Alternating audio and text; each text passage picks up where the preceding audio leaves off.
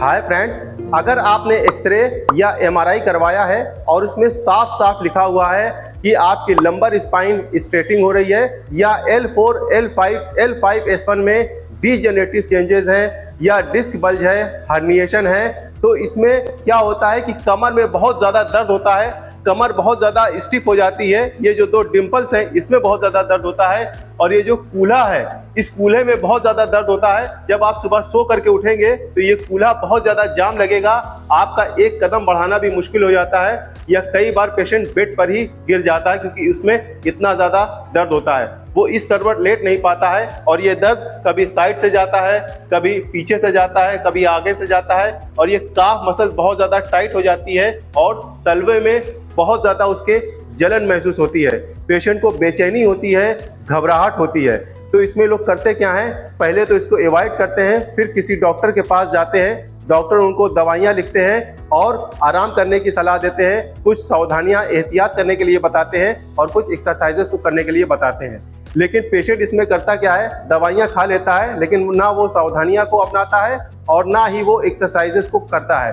फिर इससे पेशेंट बहुत ज़्यादा इरिटेट हो जाता है। लोग 10-10 साल इसी दर्द में गुजार देते हैं और उनको आराम नहीं मिलता है और फिर वो क्या करते हैं कि सर्जरी का प्लान करने लगते हैं। आप एक बात समझ लीजिए कि सर्जरी के बाद भी आपको एक्सरसाइज करनी है, आपको सावधानियां एहतियात को बरतना ही होगा। ऐसा नहीं है कि आपने आज सर्जरी करा ली और आप 5-10 दिन के बाद, महीने भर के बाद दौड़ने लगेंगे, उसमें भी आपको एक्सरसाइजेस करनी ही होंगी। तो आप पहले ही कर लें, पहले ही आप दवा जो खा रहे हैं उसके साथ साथ में अगर आप कुछ एक्सरसाइजेस को करते हैं, पहले की तरह आप एक अच्छी लाइफस्टाइल गुजार सकते हैं। तो आज की इस वीडियो में हम आपको डिटेल के साथ बताएंगे कि एक्सरसाइजेस की शुरुआत आपको कैसे करनी है। अगर आपके कमर में दिक्कत है या कमर की नस दब रही है, इसमें क्या क्या सावधानियां, एहतियात, प्रिकॉशन लेने हैं और क्या डाइट आपको फॉलो करनी है और किन चीज़ों से आपको परहेज करना है। तो अगर आपको कमर की नस दब रही है, डिस्क बल्जिंग है, हर्निएशन है या आपके किसी जानने वालों को ये दिक्कत है तो ये वीडियो उन तक जरूर शेयर करिएगा।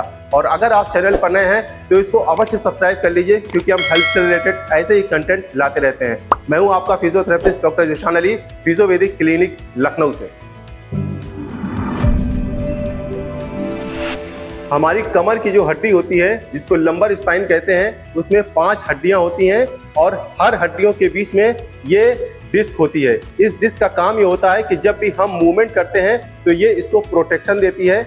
जैसे गाड़ियों में शॉकर लगा होता है तो वो शॉक को, झटके को एब्जॉर्ब कर लेता है। तो जब भी हम मूवमेंट करते हैं, जैसे चलते हैं या कूदते हैं या सीढ़ी चढ़ते उतरते हैं, तो इस डिस्क का काम ये होता है कि ये उस शॉक को, उस झटके को ये एब्जॉर्ब कर लेता है। लेकिन होता क्या है कि लोग अचानक से झुक करके कोई सामान उठा लेते हैं या किसी एक्सीडेंट में या इसमें कोई फोर्स एक्सटर्नल लग जाए तो होता क्या है कि ये डिस्क स्लिप होके पीछे की तरफ जाने लगती है और ये जो आप पीला पीला देख रहे हैं ये नर्व है और ये नर्व को इरिटेट करने लगती है, जिसकी वजह से आपका दर्द जो है वो नीचे की तरफ जाने लगता है। इसको एक्यूट डिस्क कहते हैं, यानी कि ये तुरंत ही हुआ है। एक होती है क्रोनिक डिस्क। क्रोनिक डिस्क को कहते हैं जैसे किसी के कमर में दर्द लगातार बना हुआ है और वो इस चीज को अवॉइड कर रहा है। तो होता यह है कि लोग करते क्या है कि लोग सिकाई कर लेते हैं, कोई दर्द की दवा खा लेते हैं, कोई दर्द वाला तेल लगा लेते हैं, जेल लगा लेते हैं और वो उनको आराम मिल जाता है और एक्सरसाइजेस को नहीं करते, जिसकी वजह से उनकी मसल्स का इम्बैलेंस हो जाता है, मसल्स बहुत ज़्यादा वीक पड़ जाती है।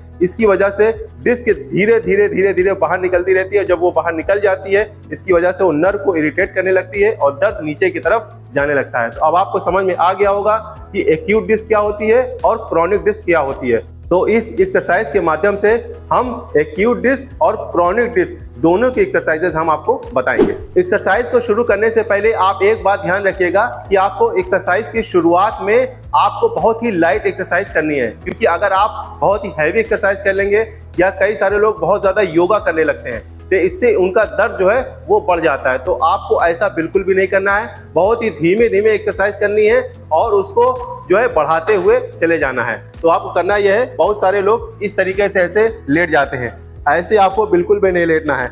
आपको करना यह है, पहले अपना हाथ इस तरीके से ऐसे रख लेना है और फिर धीरे धीरे अपने हाथ को बढ़ाते हुए जाना है और लेट जाना है। फिर आपको करना यह है, इस तरीके से पेट के बल इस तरीके से ऐसे लेट जाना है। फिर आपको किसी से कहना है कि वो आपके यहाँ पे भी दर्द हो रहा है, जैसे आपके कमर में हो रहा है, तो आपको करना यह है कि ये हीटिंग पैड जो है वो कमर के ऊपर इस तरीके से ऐसे रख लेना है। इससे क्या होगा कि आपके कमर की सिकाई भी होती रहेगी और आपके मांसपेशियों में एक स्ट्रेच भी फील होगा। इस तरीके से आपको 10 से 15 मिनट लेटे रहना है और जहां पे भी दर्द हो तो आपको करना यह है, इसको सरकाते रहना। आपको ये काम नहीं करना है, बल्कि आपको किसी से कहना है जहां पे भी आपका दर्द हो, क्योंकि लोग करते क्या है, खुद से ही करने लगते हैं, इससे उनका दर्द जो है वो बढ़ जाता है। फिर आपको करना यह है कि एक तकिया इस तरीके से ले लेनी है और फिर इसी तरीके से 10 से 15 मिनट आपको लेटे रहना है। इस पोजीशन में लेटने से पेशेंट को काफ़ी आराम मिलता है। इससे जो डिस्क है वो वापस अपनी जगह पे जाएगी, क्योंकि थोड़े से mm का ही फर्क होता है। अगर वो डिस्क अपनी जगह पे चली गई तो आपका जो दर्द है, जो हिप से होता हुआ नीचे पैरों की तरफ जा रहा है, उसमें आपको काफ़ी आराम मिलेगा। इसमें 10 से 15 मिनट आपको लेटे रहना है। अगर 2 से 3 दिन में आपको आराम मिल रहा है तो आप टाइम को बढ़ाते हुए चले जाइए। फिर आपको करना यह है, इस तरीके से ऐसे हाथ रख लेना है, ना ऐसे रखना है ना ऐसे रखना है। अपने शोल्डर के बराबर इस तरीके से हाथ रख के और धीरे से आपको ऊपर की तरफ इस तरीके से ऐसे उठना है, क्योंकि पेशेंट को दर्द बहुत ज्यादा होता है। तो अगर आप बहुत ज्यादा उठ जाएंगे इस तरीके से, शुरुआत में लोग इस तरीके से उठ जाते हैं, ऐसा आपको बिल्कुल भी नहीं करना है। बहुत ही धीरे से आपको उठना है और नीचे चले जाना है, फिर उठना है, फिर नीचे चले जाना है। फिर 4 से 5 दिन के बाद या 10 दिन के बाद आपको धीरे से, आपको कोहनी केवल इस तरीके से उठना है, ऊपर की तरफ उठेंगे और गर्दन आपकी ऐसे नहीं रहनी चाहिए, ऐसे ऊपर की तरफ रहनी चाहिए। इससे क्या होगा कि आपकी कमर की मसल्स में और हिप की मसल्स में एक कॉन्ट्रैक्शन होगा और जो लंबर स्ट्रेचिंग आपकी हो रही है, यानी कि आपकी रीढ़ की हड्डी जो कमर की सीधी हो रही है, उसमें भी एक कर्व जो है वो बनने लगेगा। तो ये एक्सरसाइज जिनको भी डिस्क बल्ज है या हर्निएशन है, बहुत ही ज्यादा फायदेमंद है। और अगर आपको एक्यूट डिस्क है तो ये वाली एक्सरसाइज आपको करना बहुत ही ज्यादा जरूरी है। ये एक्सरसाइज आप शुरुआत में सिर्फ 4 से 5 बार करिएगा और धीरे धीरे आप अपनी प्रोग्रेस देखिएगा, उसी हिसाब से आप बढ़ाते हुए चले जाइए। फिर आपको करना यह है कि काफ मसल इसमें लंबर स्पॉन्डिलोसिस में या डिस्क बल्ज में बहुत ज़्यादा टाइट हो जाती है। तो इससे आपको उलझन होती है कि हमारी जो है पैरों में किसी ने बोझा बांध दिया है और पैर आगे की तरफ बढ़ता नहीं है। तो इसको आपको काफ मसल्स को रिलीज करना है काफ स्ट्रेचिंग के जरिए। तो आपको करना यह है, इस तरीके से ऐसे दोनों पैर जो है अपनी तरफ खींचना है, पंजे को इस तरह से। तो बहुत सारे लोगों का क्या होगा कि घुटना ऊपर की तरफ ऐसे उठ जाएगा। आपको कोशिश ये करनी है घुटना बिल्कुल सीधा रहे और जितना आप खींच पाए उतना खींचिए और यहाँ पे 5 सेकंड तक होल्ड रखिए, फिर पैर को ढीला छोड़ दीजिए। आपको नीचे की तरफ बिल्कुल भी नहीं जाना है, क्योंकि अगर आप नीचे की तरफ करेंगे तो आपका दर्द जो है वो बढ़ सकता है। सिर्फ आपको खींचना है, 5 सेकंड तक होल्ड रखना है और फिर छोड़ देना है, फिर खींचना है, 5 सेकंड तक होल्ड रखना है, फिर छोड़ देना है। ऐसा करने से आपकी काफ मसल्स जो है वो धीरे धीरे धीरे धीरे रिलीज होने लगेगी। और ये एक्सरसाइज आप सिर्फ शुरुआत में 10 दिन ही करिएगा और दिन में 2 टाइम आप करते हैं तो काफी आराम आपको मिलेगा। फिर आपको करना यह है कि इसमें क्या होता है कि ये जो है हैमस्ट्रिंग मसल्स बहुत ज्यादा टाइट हो जाती है। अगर यहाँ पे दबाया जाए तो पेशेंट जो है वो चीख उठता है।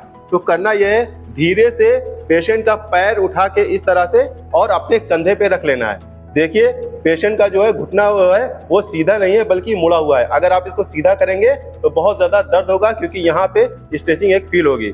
फिर आपको करना यह है, अपने दोनों अंगूठे से इस तरीके से ऐसे हल्के हल्के इस तरीके से ऐसे दबाना है नीचे की तरफ। जब आप इस तरीके से ऐसे दबाएंगे तो यहाँ पे एक रिलैक्सेशन फील होगा और ये जो मसल जो है जो बहुत ज्यादा टाइट हो गई है वो धीरे धीरे धीरे धीरे सॉफ्ट होने लगेगी।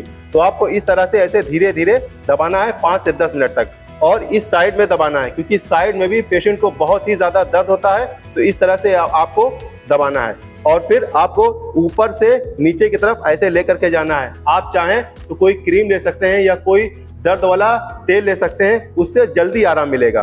तो ऐसे ऐसे आप दबाएंगे तो आप देखेंगे कुछ ही दिनों में आपका क्या होगा कि ये मसल बहुत ज्यादा सॉफ्ट हो जाएगी और जो आपका चलते चलते कूल्हा लॉक हो जाता है या चलने में आपके कदम आगे नहीं बढ़ते हैं या बहुत ही छोटे कदम पड़ते हैं, वो वाली समस्या आपकी धीरे धीरे दूर होने लगेगी।